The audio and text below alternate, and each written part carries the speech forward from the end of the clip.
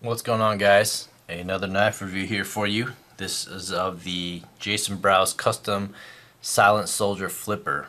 Let me start off this video or this review first by saying that Jason Brous is an awesome knife maker and he's an awesome customer service guy.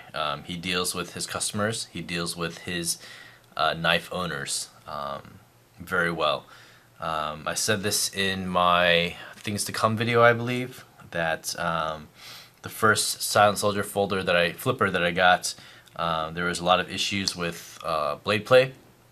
The liner was completely worn down almost all the way to the other side, and so there was vertical lock rock, there was side to side play and all that kind of stuff. And I contacted him. He's like, yeah, let me, just send it in and I'll send you a new one out.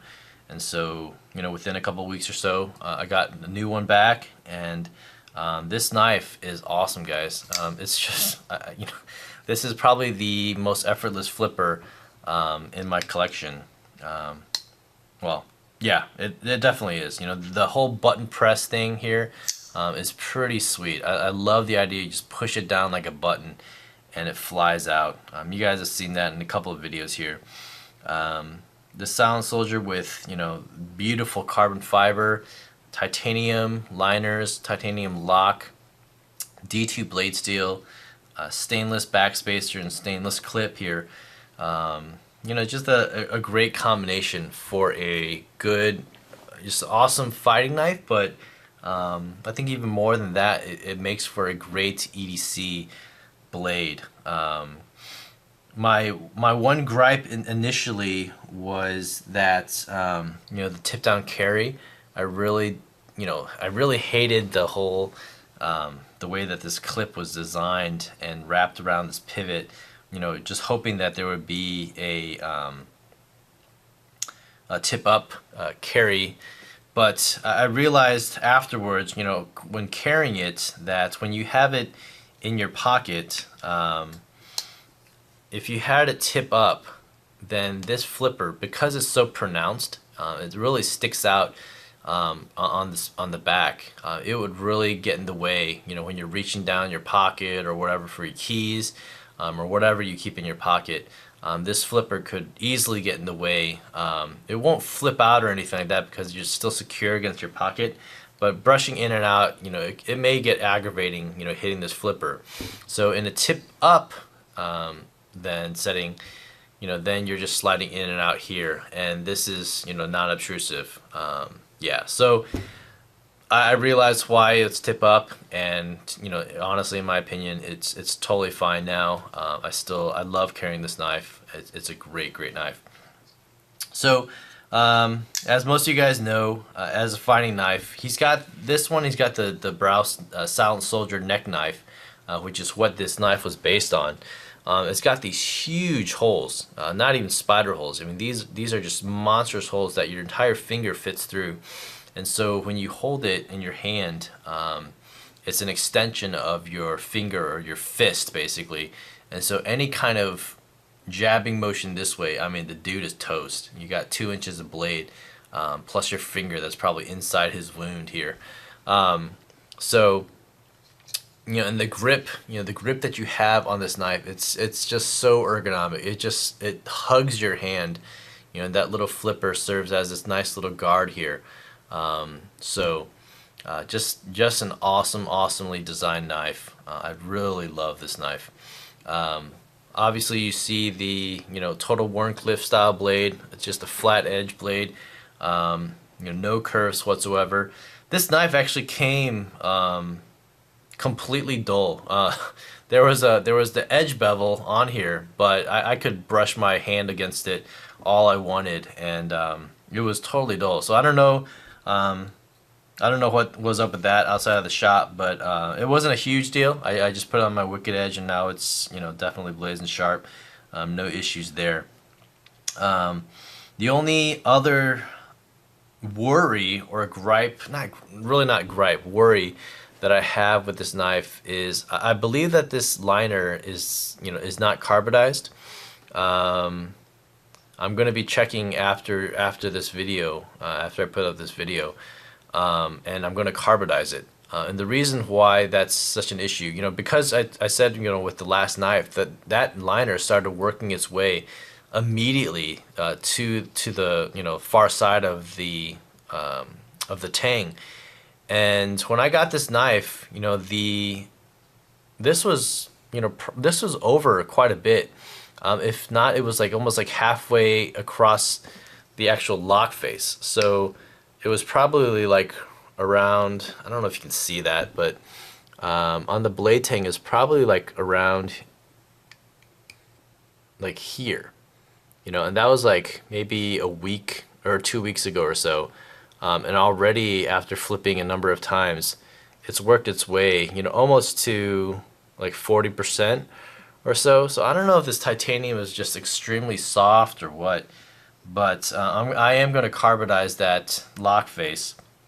One thing that's somewhat different, the way that he cut the tang on this blade, the blade tang actually interacts with the upper half of this lock face. So the lower half of this lock face actually is not touching anything. I don't know if you can see that here, but it's not touching anything. You can see that gap right there, right there. It's not touching any of the blade tang. And then once you go down low, now that blade tang is engaging the other half, technically the upper half of the lock face. So I don't know if that's what contributes to a lot of wear or whatnot, but yeah. So I'm going to carbonize that, see if that helps out the knife in general. Really quick size comparison against the large Sebenza. Obviously, a much, that's the Silent Soldier is a much smaller knife. Even against the small Sebenza in terms of reach, it's a little bit shorter than the small Sebenza. Brought out the Sage 1 here, just to compare with the carbon fiber and all that kind of stuff. Again, smaller knife, but actually kind of a, I guess not a similar look, but it's pretty wicked. I love carbon fiber, just the way the carbon fiber looks.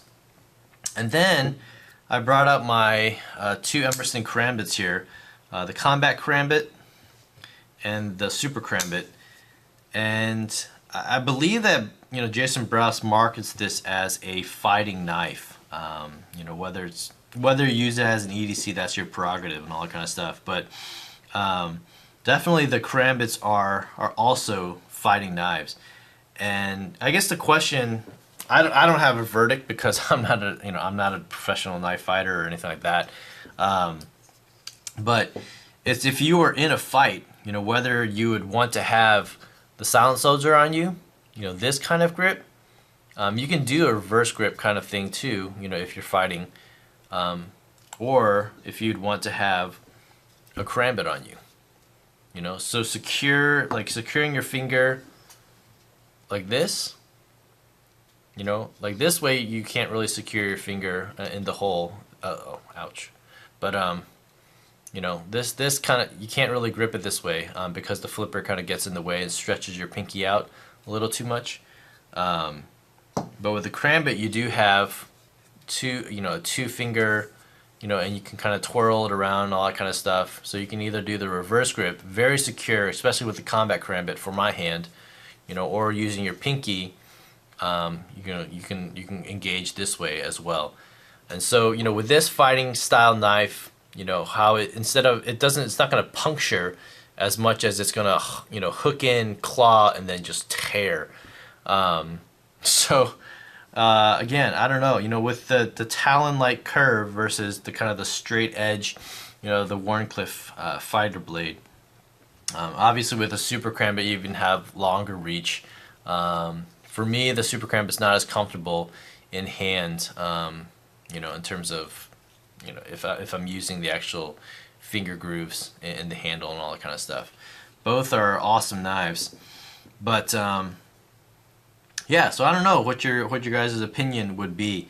I think for me, my most natural grip would be this. Like if I were actually fighting someone, I would be jabbing at somebody rather than, I don't know if I would be slashing at someone or hooking at people, in this kind of way. I think with the karambit, this is much more of a defensive style.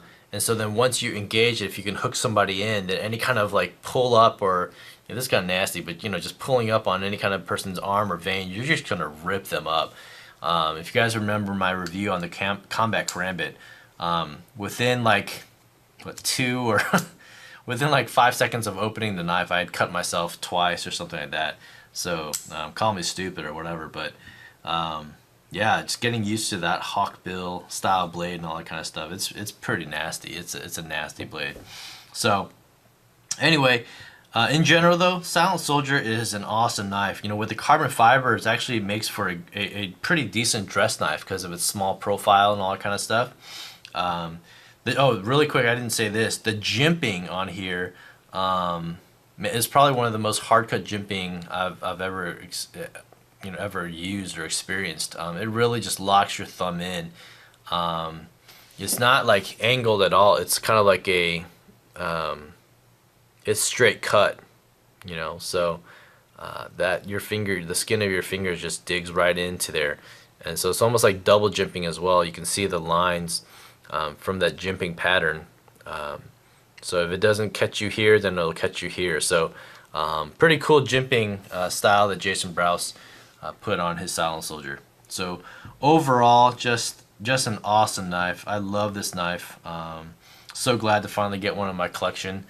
Yeah, so anyway, let me know what you guys think down in the comments below. You guys take care, and thanks for watching the vid, and I'll see you guys on the next one. Bye.